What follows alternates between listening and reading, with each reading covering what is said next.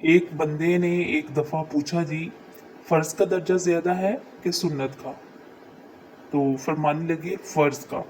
تو کہنے لگا پھر سیدھا منہ دھویا کریں، آپ وضو میں پہلے ہاتھ دھوتے ہیں، پھر کلی کرتے ہیں، پھر ناک میں پانی ڈالتے ہیں۔ تو منہ فرض تو منہ دھونا ہے، پہلے ہاتھ دھونا بھی وضو میں سنت ہے، ناک میں پانی ڈالنا بھی سنت ہے، کلی کرنا بھی۔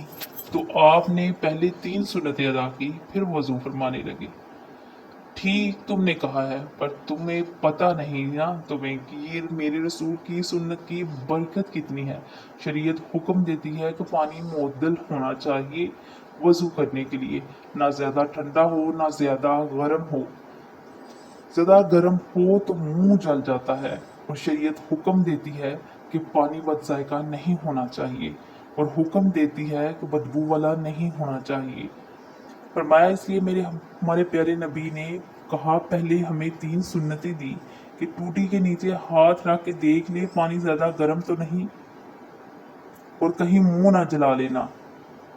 اور پھر ہمارے نبی صلی اللہ علیہ وسلم نے ہمیں سنت دے کر کہا کہ منہ میں ڈال کر دیکھ لو بد ذائقہ تو نہیں، پھر کہا ناک میں ڈال کر دیکھ لو کہیں اس سے بدبو تو نہیں آتی۔